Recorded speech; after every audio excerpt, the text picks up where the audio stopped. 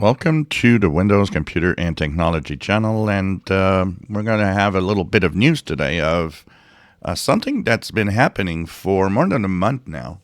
It's been actually going on for a while, and it's a massive brute force attack that is using over 2.8 million devices, different IPs of all sorts of devices. So what's happening is infected devices that have been modified, like routers, and modems and of all sorts, IoT devices, and they are, Huawei, Cisco, BOA, ZTE routers, and so more.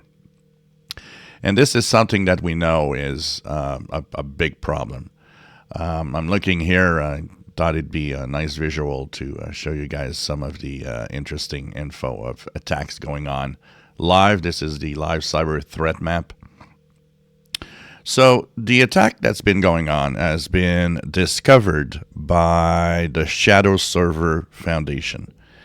And what they're saying is that it is right now, the majority of the attacks come from Brazil for that type of attack, with over 1 million devices in Brazil that are actually working at trying to basically brute force or find all sorts of important devices, passwords of different security networks, from Palo Alto Networks, Ivanti, SonicWall. And so they're really attempting basically to go through security and trying to, infiltrate different networks, of course. So this is, of course, ongoing, more than a month. But Shadow Server says that it's been increasing in power with more and more attacks every day to try to get into networks and find passwords. So this is, an ongoing war, the internet war, basically, of different countries and different organizations that are trying to get into the networks, basically. So, of course, they are saying that it's important for all devices to be safe. I talk about it from time to time. Our devices at home, using an old router, things like that is a bad idea because it could technically be used at some point because of security flaws, and to, being a vector of attack or a vector of what we call distributed denial of service attacks.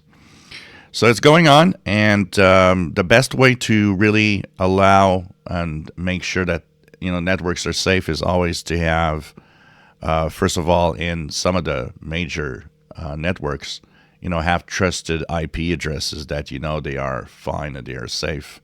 By having a list that allows only those that are known good, of course, that prevents the ones that are bad from getting in.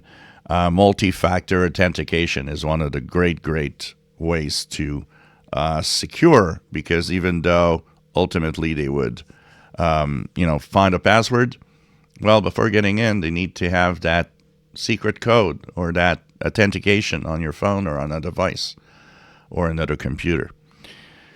But, of course, the best way also is to make sure that all devices are up to date. And this is a complicated fact, especially with Internet of Things devices.